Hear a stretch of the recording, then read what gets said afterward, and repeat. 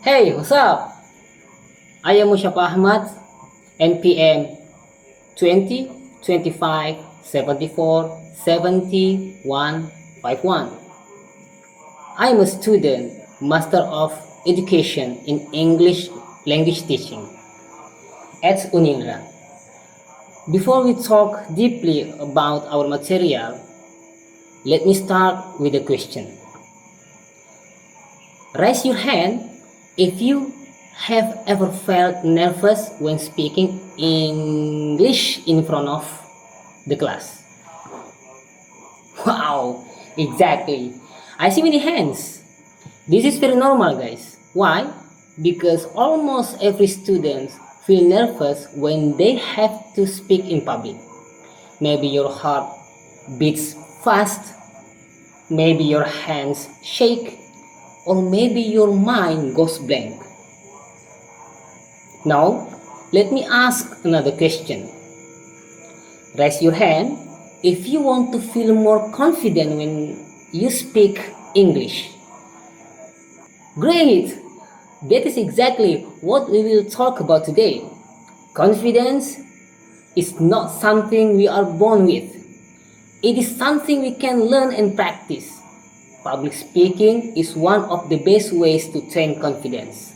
So, today, we will explore why public speaking is important for EFL students, what problems we face, and how we can overcome them step by step.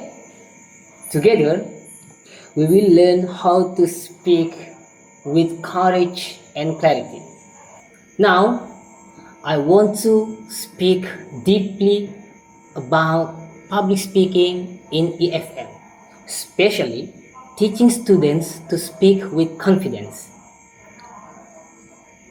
Public speaking is not only about standing in front of people or talking, but also it's about sharing ideas, expressing feelings, and influencing others through the words. For EFL students, public speaking is even more important because it gives them a chance to use English in real situations. Many students study grammar and vocabulary, but they rarely practice speaking in front of an audience. Without practice, they may feel shy, nervous, or afraid. When students learn public speaking, they learn how to control their voice, how to use their body language, and how to organize their thoughts. These skills are useful not only in the classroom but also in daily life. For example, students may need to present a project, join a debate, or speak in a job interview. If they can speak with confidence, they will have more opportunities in education and career. That's why public speaking is a key skill in EFL learning. But you know what? The main challenge for EFL students is fear. They are afraid of making mistakes in grammar or pronunciation. They worry that their classmates will laugh at them or that the teacher will correct them too much. This fear makes them silent, and silence stops their progress. Another problem is lack of preparation. Many students don't know how to prepare a speech. They may have ideas, but they don't know how to organize them.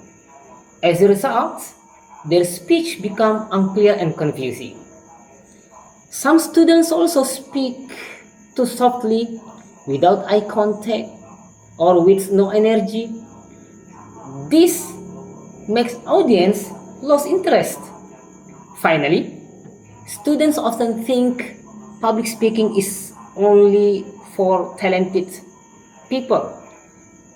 They believe that confidence is something you are born with. not something you can learn. This belief is wrong, guys. Confidence can be trained step by step, and every student can improve with practice, and every student has this chance. And now, the objectives of teaching public speaking in EFL are clear. Number one, to reduce fear and anxiety. Students should learn that mistakes are normal in language learning. The goal is communication, not perfection. Number two, to teach organization of ideas. Students should know how to make a simple outline with introduction, body, and conclusion. Number three, to build confidence through practice. Confidence grows when students practice regularly in a safe environment. Number four, to prepare students for real life situations. Public speaking is not only for the classroom, it prepares students for interviews, presentations, and discussion in the future. Now, I'm gonna share to you how the way we teach students so they can speak confidence. Number one, we must create a safe environment. The classroom must be a place where students feel comfortable. Teachers should remind students that mistakes are part of learning. If a student mispronounces a word, the teacher can correct gently without correcting them, and then without making them embarrassed, by giving positive comments like good effort, nice try, and then we have to help students also feel supported. When students feel safe, they are more willing to take risks and speak in English. Number two, starting with small activities. Confidence doesn't come in one day. Teachers should begin with small speaking tasks. For example, students can introduce themselves, talk about their family, or describe their favorite food. These topics are simple and familiar, so students can focus on speaking without too much stress. Step by step, the activities can become more complex, such as telling a short story, giving opinion, or explaining a process. Number three, teaching structure of a speech. A good speech has a clear structure. Students should learn three parts. The first, opening. Start with greeting and introduce the topic. Example, good morning. Today I want to talk about my hobby. The second, body. Explain the main points. Use example to make a speech interesting. For example, my hobby is playing football. I play every weekend with my friends. It helps me stay healthy and happy. The third, closing. Summarize and give a final message. Example, in conclusion, football is not only fun, but also good for healthy. Thank you. When students follow this structure, this speech becomes easier to understand. Number four, practicing voice and body language. Public speaking is not only about words. The way students use their voice and body also matters. Teachers should train students to speak loudly enough so everyone can hear. Use pauses to give time for the audience to think. Make eye contact to connect with listeners. Use simple gesture to support their message. Smile to show confidence and friendliness. These small actions make a big difference. Even if the grammar is not perfect, good voice and body language can make them speech powerful. Number five, using pair and group work. Speaking in front of the whole class can be scary. That is why pair and group work is useful. Student can practice with a partner first, then a small group before speaking to the class. This step-by-step practice reduces anxiety and gives students more chance to use English. Group work also teach cooperation and listening skills. Number 6, giving feedback and motivation.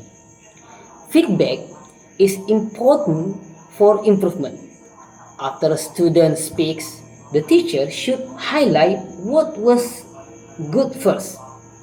For example, you spoke clearly and your example were interesting. Then give 1 or 2 suggestions. Next time, try to speak a little louder. This balance of positive and constructive feedback helps students grow without losing confidence. Motivation also is a key. Teachers should remind students that progress takes time and every effort is valuable. So, the conclusion from all just now I explained, public speaking in EFL is journey from fear to confidence. At first, students may feel nervous and shy, but with practice and support, they can learn to speak with courage. By creating a safe environment, starting with small tasks, teaching speech structure, training voice and body language, using group practice, and giving feedback, teacher also can guide students step by step. Confidence in speaking is not a gift, it is skill. When students master this skill, they not only improve their English, but also prepare themselves to success in school, career, and life. Public speaking also is the bridge between learning English in the classroom and using English in the real world. That's all my explanation. Thank you and then see you in my next video. Assalamualaikum warahmatullahi wabarakatuh.